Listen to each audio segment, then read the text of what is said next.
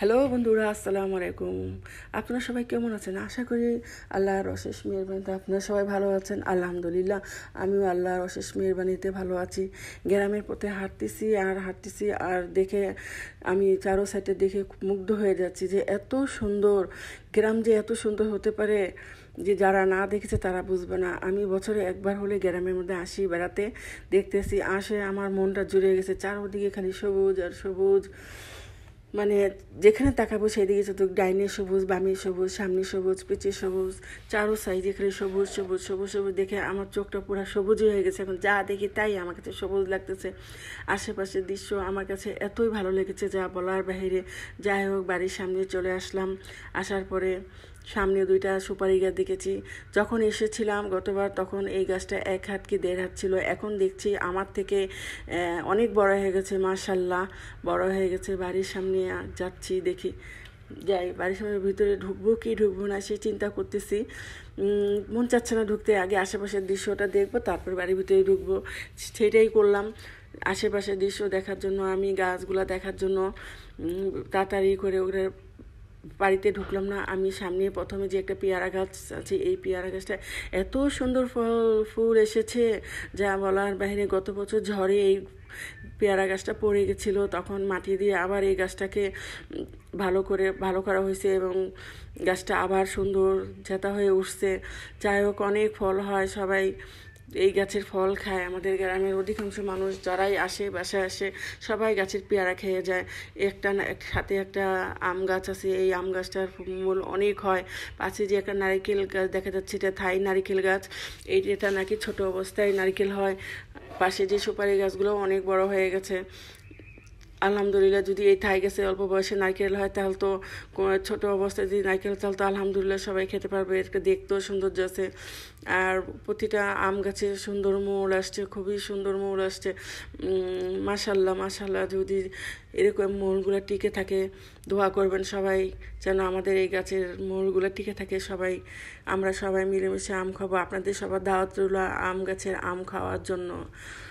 পাশে আম গাছ, সেটার মধ্যেও মাশাল্লাহ খুব সুন্দর ফুল ফুটেছে। এই নারকেল গাছটা এমনি জাতীয় নারকেল গাছ। এই গাছটা তো হয়তো এখন 3 বছর বয়স হয়েছে, হয়তো আরও 3-4 বছর পরে আমরা ফল খেতে পারবো। পাশে সুপারি গাছগুলো মাশাল্লাহ অনেক বড় হয়ে গেছে। এখানে আম গাছেরও যে ফুল, প্রতিটা আম গাছে সুন্দর মূল আসছে। এই মূলগুলা যেন আপনারা সবাই দোয়া করবেন যেন এই মূলগুলা টিকে থাকে, তাহলে আমরা পরিপূর্ণভাবে আম পাবো। আম পেলে সবাইকে দিয়ে খেতে পারবো। নারিকেল সুপারি গাছগুলোও অনেক সুন্দর বড় হয়েছে। 3-4 বছরের মধ্যে হয়তো সুপারি খেতে পারবো, সবাইকে দিব, সবার জন্য রইল। এই যে আরেকটা আম গাছ। বাড়ির আশেপাশে চারো সাইডে আমার ডানে বামে সব দিকে গাছ লাগানো আছে, খুবই সুন্দর গাছ লাগানো আছে। যে এই যে একটা কাঁঠাল গাছ, এই কাঁঠাল গাছটা একদম কাঁঠালের মুচি এসে ভরে গেছে, অনেক মুচি এসে। মাশাল্লাহ, যদি এই মুচিগুলো পরিপূর্ণ হয় তাহলে অনেক কাঁঠাল খাওয়া যাবে এবং সবাইকে দিয়ে খেতে পারবো। আপনাদের সবার দাওয়াত রইল কাঁঠাল খাওয়ার, আপনারা আসবেন কাঁঠাল খেতে।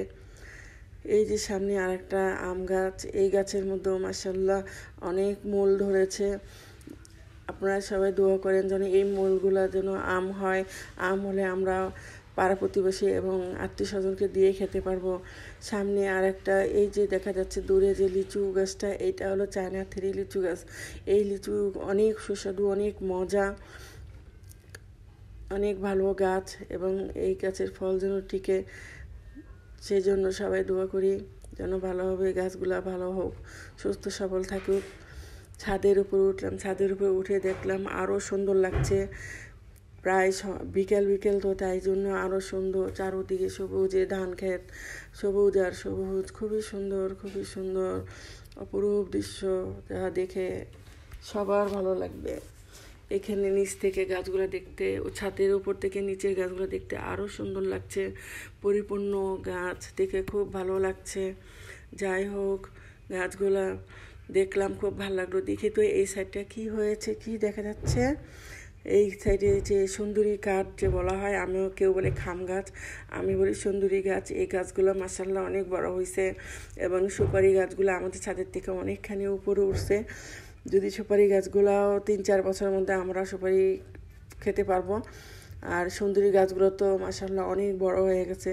নিচ থেকে চায়না থ্রি গাছটা দেখা যাচ্ছে এবং আম গাছ, কাঁঠাল গাছ, লিচু গাছ, পেয়ারা গাছ, কাঁঠাল গাছ, সব ধরনের গাছ দেখা যাচ্ছে।